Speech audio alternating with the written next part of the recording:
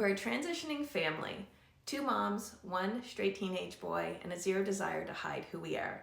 And yes, we packed 3 giant suitcases for reasons we still can't explain, but going to share our travel tips with you anyway. So where did we stay when we were in London, and would we stay there again? So we stayed in the Residence Inn Tower Bridge by Marriott in the southeast part of London. And the location was great. It was a great little neighborhood. There was a lot of cute little shops and restaurants that we found nearby, including this great LGBTQ cafe just up the road from us. But it was about a 15-minute walk to the nearest tube station, so it was a little bit of a hike every time we wanted to get somewhere. Yeah, I think when we first kind of Google mapped it from home, that didn't seem that big of a deal. But once we were, trying to maneuver suitcases in some cases, or going someplace that was only a 10-minute tube ride, it seemed silly to be walking 15 minutes for a 10-minute tube ride. It was really small though. And I mean, we knew that hotels in Europe tend to be smaller than what we're used to here in North America, but it was really small. And maybe for 2 people, it would have been okay. There was a bed in one section and then a very, very, very tiny bathroom. It did have a private door, which was nice, but it was a tiny bathroom.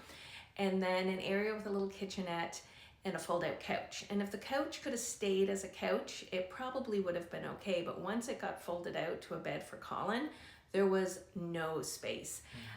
We didn't even know what we were going to do with our luggage at one point. We thought it was going to be in the walkway. There was no closets or drawers or anything. Anything to store your clothing. So we have to put the luggage under the bed and pull it out every time we needed new clothing. So we found that really challenging. So they didn't have an on-site restaurant, but there was a lot of restaurants nearby, but they did have a great breakfast, which we used every morning and saved us a little bit of money. And then I'm a big breakfast person, so I really enjoyed that. The staff was great, very friendly, and everything seemed to be pretty clean. But why don't you tell them about our first night? So we arrived at what felt in our bodies like 6 o'clock in the afternoon, but it was 10 o'clock in London, and we really had to get to bed. Knew we were going to be suffering some jet lag. Managed to get kind of to sleep at a reasonable time, but really not really. And that, I think about 1:30 in the morning, the fire alarm went off. And I don't know if I've ever been so scared in my entire life. Thinking back to it, it was kind of funny, but it was so loud. Awful. It felt like there was an loud. Ambulance literally next to me, and I just jumped up and started screaming and thinking something was wrong with Colin. Yeah. Weirdly, the staff didn't seem to know what happened, which was a little concerning.